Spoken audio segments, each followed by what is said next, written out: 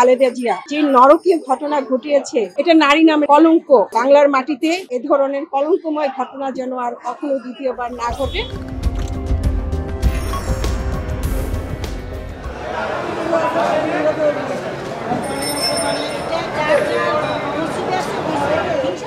ওই দিন আমরা সবাই এখানে জয়ন্তী শেখ হাসিনার যে সমাবেশ, সেখানে আমরা সবাই আইবি আপা সহ আমরা এখানে সমবেত হই।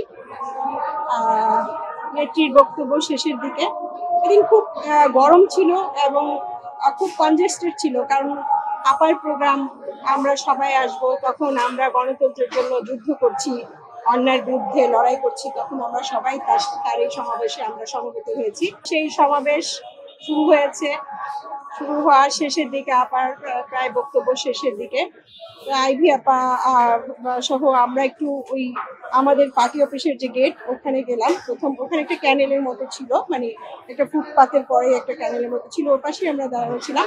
তো আইভি আপা নেত্রী যখন বক্তব্য শেষের দিকে তখন বলতেছিল, এই মেয়েরা আমাকে একটু জায়গা করে দাও, আমি একটু নেত্রীকে নামাবো হাত ধরে। আপাতত ট্রাকের উপরে স্টেজ ছিল শেখ হাসিনা আপা, তো ওখান থেকে যখন উনি নামাবে বলছে, আমি আরেকটা মেয়ে পিঙ্কি করে ও দুজনে হাত ধরে আইবি আপাকে জায়গা করে দিলাম যে স্টেজের সামনে যাওয়ার জন্য।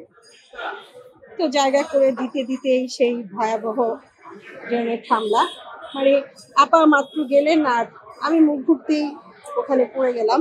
পড়ে যে আমাদের সারা শরীরে আমার হিপ জয়েন্ট থেকে অনেকখানি মাংস উড়ে চলে গেছে এবং আইবি আপা ওখানে ছিন্ন ভিন্ন হয়ে গেল।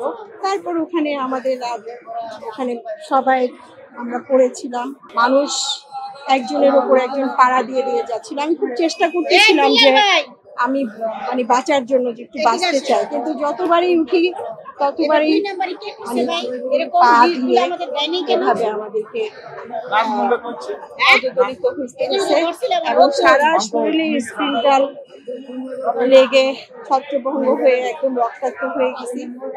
এবং আমার চারিপাশেই লাশ ছিল, এই যে আমার যারা সহযোদ্ধারা ছিলেন তারাও পড়েছিল, চিৎকার করতেছিল সবাই। তো আমি আসলে অন্ধকার দেখতেছিলাম চোখে। ওরা সেই সময়টায় ওরা আমাদেরকে কাঁদুনে গ্যাসও ছেড়ে দিয়েছিল, কিন্তু আমরা তখন চোখে দেখতেছিলাম না, সারা এলাকা অন্ধকার হয়ে গেছে। আমি খুব চিৎকার দিতেছিলাম যে ভাই আমাকে বাঁচান বাঁচান। তো এক ভাই এসে আমাকে একটু ইয়ে করলো, আমার গায়ে শাড়িও ছিল না, আমার শাড়িটা দিয়ে একটা লাশ নিয়ে যাচ্ছে, নীল বেগুনি শাড়ি, আপনারা দেখবেন এই 21 আগস্টের সময় দেখা। তো আসলে আমরা বলতে চাই, নারী হয়ে সাবেক প্রধানমন্ত্রী খালেদা জিয়া যে নরকীয় ঘটনা ঘটিয়েছে বাংলার মাটিতে, আমাদের জয়ন্তী শেখ হাসিনাকে এবং আমাদের সবাইকে একেবারে মানে চিরতরে শেষ করে দেওয়ার জন্য যে উদ্দেশ্য প্রণয়ন ঘটনা সে ঘটিয়েছে, এটা নারী নামের একটা কলঙ্ক অধ্যায় আমরা বলবো।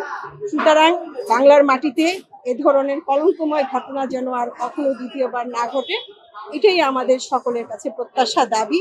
জনগণের কাছেও আমাদের একটা দাবি, যারা এই নরকীয় ঘটনা ঘটায়, যারা গাড়িতে বোমা মারে, গাড়ি পোড়ায় মানুষ মারে, যারা গ্রেনেড হামলা করে, যারা এদেশের জয়ন্তী শেখ হাসিনা যে উন্নয়নের ধারাকে অব্যাহত রেখেছে, এদেশকে বিশ্বের মানচিত্রে একটা জায়গা করে দিয়েছে, উন্নয়ন দেশ হিসেবে আমাদেরকে পরিচিত দিয়েছে, সেই জয়ন্তী শেখ হাসিনাকে যারা মেরে ফেলতে চায়, তাদের আমরা যথাযথভাবে বিশ্বের কাছে তাদের বিচার আমরা দাবিদার।